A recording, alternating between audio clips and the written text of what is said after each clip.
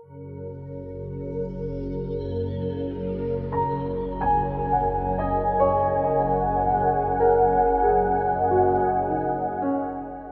Sobat ATR BPN, kita berjumpa lagi di sini di dalam kegiatan yang membahas materi-materi yang terkait dengan pertanahan.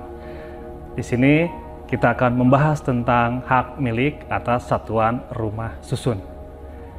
Di sebelah saya, di sini sudah hadir Pak Susianto sebagai narasumber yang akan kita dengar tentang materi-materi dan tentang hak milik atas satuan rumah susun ini, dan beliau saat ini selaku asesor Pak ya? Ya, asesor Madya di PPSDM Kementerian ATR BPN.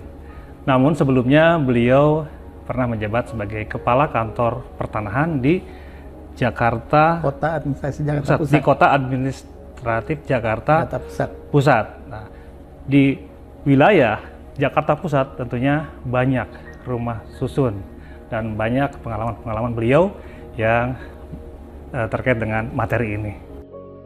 Di dalam kondisi saat ini, di mana perkembangan kota semakin terus berkembang dan kebutuhan akan rumah tempat tinggal tentunya semakin tinggi. Yang biasanya rumahnya mungkin di perkotaan, kemudian mulai bergeser ke perbatasan dan berkembang terus, dan tentunya kebutuhan ini akan terus meningkat. Dan untuk mengantisipasi hal ini, salah satunya adalah dengan adanya pembangunan rumah susun, atau kita mengenalnya dengan satuan rumah susun.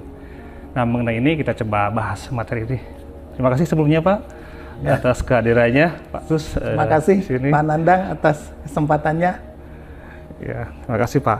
Ya, kita akan bahas di sini. Kita mulai tentang hak miliknya terlebih dahulu Pak, tentang hak milik satuan rumah susun Pak ya. Nah, kita mengenal adanya hak milik dulu. Iya. Nah, sekarang hak milik atas satuan rumah susun, perbedaannya itu apa Pak? Hak milik atas tanah itu adalah hak yang terkuat dan terpenuh atas tanah, dan dia bisa diwariskan dan seterusnya ya, dijaminkan, dilakukan peralihan hak dan sebagainya, tapi hanya sebatas hak atas tanahnya.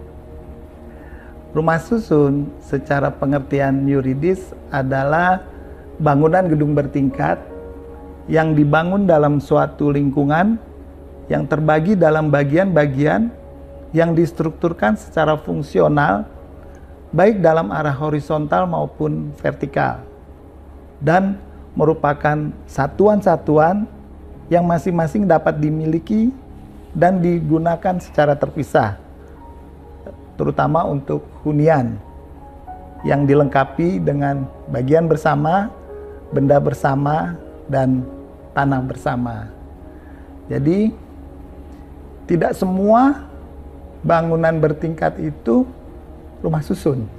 Oh gitu ya. Iya, tapi rumah susun pasti bangunan bertingkat. Nah, sebagai suatu sistem pembangunan, rumah susun ini agak unik Pak Nandang, karena dia mengandung kepemilikan perseorangan dan kepemilikan bersama. Hak milik atas satuan rumah susun itu, di samping dia memiliki secara perseorangan atas unit-unit satuan rumah susun, dia juga memiliki bagian bersama, benda bersama, dan tanah bersama. Status tanah bersamanya ini bisa hak milik, bisa hak guna bangunan, bisa hak pakai di atas tanah negara, atau di atas tanah hak pengelolaan. Nah, ini tentunya subjek dari hak milik atas satuan rumah susun ini juga mengikuti subjek hak dari hak atas tanahnya. Kalau rumah susun itu dibangun di atas tanah hak milik, maka yang bisa memiliki HM Sarusun di atas yang dibangun di atas tanah hak milik itu adalah subjek hak milik.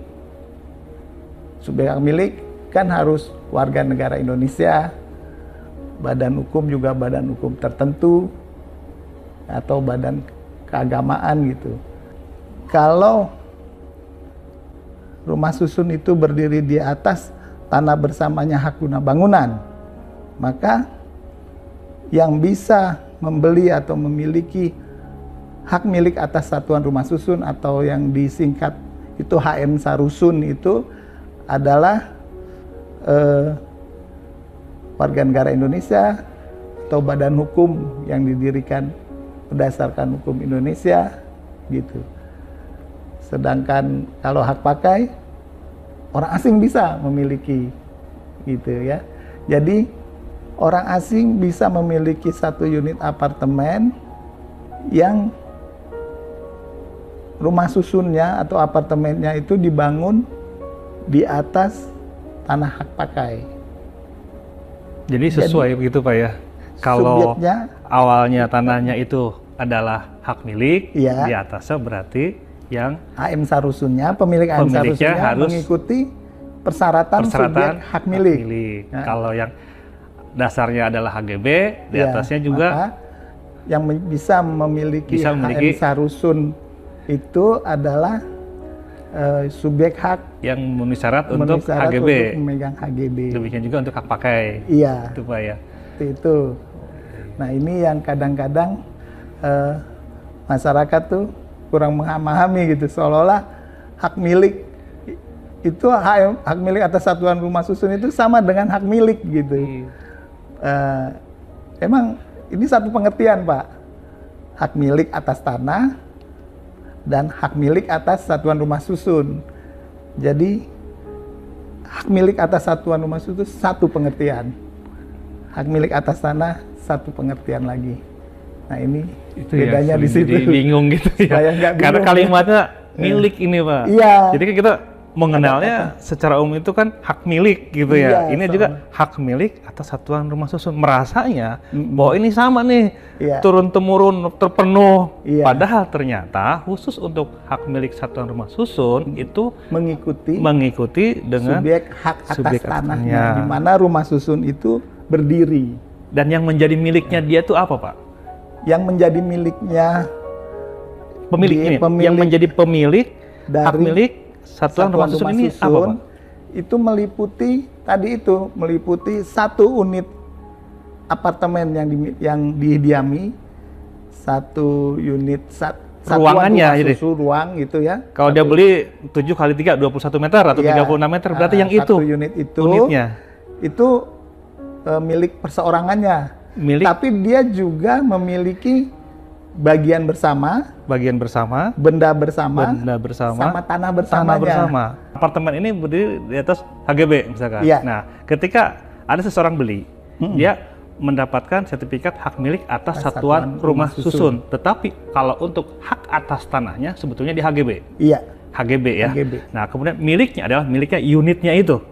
Unitnya itu dan tadi pemilikan bersama. Ruang itu dan di luar itu ada hak pemilikan bersama. Ada dua ya Pak ya, hak individu dan hak bersama, gitu. Hak milik perseorangan hak tadi. Perseorangan. Nah, dia jadi unitnya ada ruang yang dia beli itu. Yang dia beli. Iya, ruang plus mungkin bangunan yang ada di situ. Di luar dari itu ada hak bersama. Ada yang meliputi bagian bersama, benda bersama, tanah bersama. Nah, orang suka nanya itu apa bedanya bagian bersama dengan itu benda bersama? Nah, itu bedanya apa? Nah, kalau bagian bersama itu dia menyatu dengan struktur bangunan. Benda bersama bagian menyatu. Bersama. Bagian ya. Bagian bersama ini menyatu dengan struktur bangunan. Contohnya lift ya. Nempel kan nyambung ya. Terus lobby ya. Terus ruang tangga gitu ya. Itu contoh-contoh dari bagian bersama. Itu bagian bersama. Oh ya, koridor. Berarti di dalam bangunan itu bertingkat itu. Iya. Tapi dimanfaatkan secara bersama. Itu. Kalau lift kan dimanfaatkan secara bersama.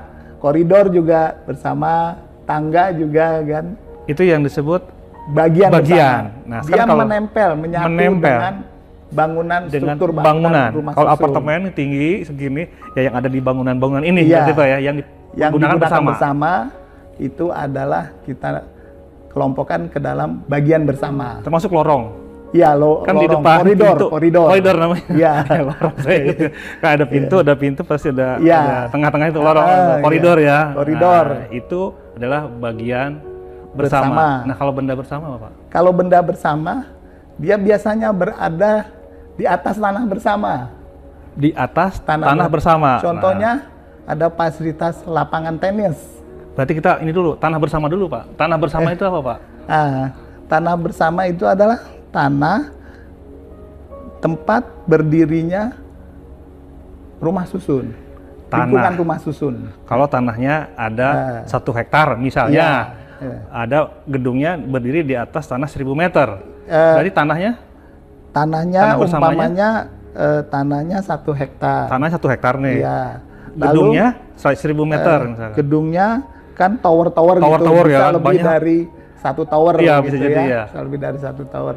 Nah, lingkungan rumah susun tadi itu adalah tanah bersama. Gitu. Tanah yang 1 hektar itu? Iya, yang 1 hektar itu. Bersama dari semua tower ini? Iya. Ada 4 tower, berarti 4 tower ini dalamnya berada dalam satu lingkungan tanah bersama. Itu disebut tanah bersama. Iya. Baik lagi, nah, di atas tanah bersama itu biasanya ada fasilitas-fasilitas kan? Seperti tadi saya sebut, ada lapangan tenis. Ada lapangan tenis, ya betul. Atau ada tempat bermain anak. Kolam renang juga kadang-kadang. Atau kolam renang. Iya, betul. Nah, itu kan. Nah, itu kita sebut sebagai benda bersama. Itu benda bersama. Ya. Nah, benda bersama ini juga kan menjadi milik bersama, gitu kan? Menjadi milik bersama. Milik dalam arti bukan penguasaan berarti ya? Iya, dikuasai secara bersama-sama, dinikmati secara bersama-sama. Ya, dinikmati secara bersama-sama. Nah, itulah kalau kita membeli 1 unit apartemen, sebetulnya kita juga membeli yang bersama tadi. Nah, itu mungkin Pak yang perlu kita bantu jelaskan kepada Sobat ATR BPN ini. Ini memang membawa konsekuensi juga. Iya. Di samping itu sebagai hak kita, kita juga punya kewajiban untuk mengelola benda bersama, benda bersama, bagian bersama maupun tanah bersama. Nah, ini mengelola ini menjadi kewajiban dari para pemilik HM Sarusun. Para pemilik? Kalau pemiliknya ada 1000 orang? 1000 orang itu bertanggung jawab terhadap pengelolaan dari benda bersama maupun bagian bersama. Contohnya, lift yang dipakai lah Pak ya. Yeah. Lift yang dipakai itu kan untuk bersama itu. Umpamanya lift itu mengalami kerusakan atau harus diservis secara berkala, maka beban dari biaya yang keluar dari perbaikan maupun servis lift tadi itu menjadi beban dari seluruh pemilik HM Sarusun. Beban dari semuanya Pak? Iya. Dari 1000 orang itu? Iya. Nah, itu beban besarnya berapa ditentukan oleh nilai perbandingan proporsionalnya. Nilai proporsional ya. Kan ada NPP. Jadi kalau kita nanti dapat sertifikat HM Sarusun, di dalam buku tanah HM Sarusun itu tercantum itu NPP-nya, nilai perbandingan proporsional. Di samping kita punya luasan, umpamanya kita beli seluas 36 meter persegi dengan nilai perbandingan proporsionalnya umpamanya 0,05 berapa gitu. Nah, itu NPP itu adalah angka atau besaran yang dihitung berdasarkan luas unit satuan itu dibagi dengan luas total unit satuan gitu. Jadi luas keseluruhan angka keseluruhan itu kalau dijumlah 100% gitu lah Pak. Jadi kalau 1000 orang ketika ada yang rusak bukan berarti salah satu yang bertanggung jawab, berarti 1000-1000-nya karena masing-masing ada proporsional tadi. Iya. perlu ada pengelola berarti Pak sebetulnya Pak ya? Perlu. Nggak bisa sendiri. Makanya di undang-undang tuh mengharuskan developer nanti yang membangun ya untuk membentuk yang namanya perhimpunan penghuni. Perhimpunan penghuni. Isinya adalah para penghuni yang ada di situ. Para pemilik maupun penghuni satuan rumah susun. Harus orang yang di situ sebagai pengelolanya atau bisa orang lain yang dipercaya untuk mengelola oleh seluruh anggota yang ada di rumah itu? Itu gini Pak, perhimpunan penghuni ini dibentuk lebih dahulu. Dibentuk perhimpunannya. Nanti ada ketua, ada pengurusnya lah. Ya. Ada ketua, ada bendahara, ada sekretaris gitu. Paling tidak itu. Nah ini nanti karena dia mungkin awam dalam mengelola gedung ya, bisa menunjuk itu Pak, pengelola. Oh bisa menunjuk. Badan pengelola. Badan pengelolanya. Untuk mengelola yang tadi, bagian bersama, benda bersama, tanah bersama, agar tetap terjaga fungsinya. Berarti menunjuk ya, karena kan yang sekian orang ini kan sibuk semua nih, berarti yang ditunjuk bisa ini ya dia akan mengelola. Iya. Beda kan Pak kalau di perumahan biasa, di rumah-rumah pemukiman, gitu ya. Itu kan ada Pak RT, ada Pak RW, ya. Ada iuran RT, ada iuran RW.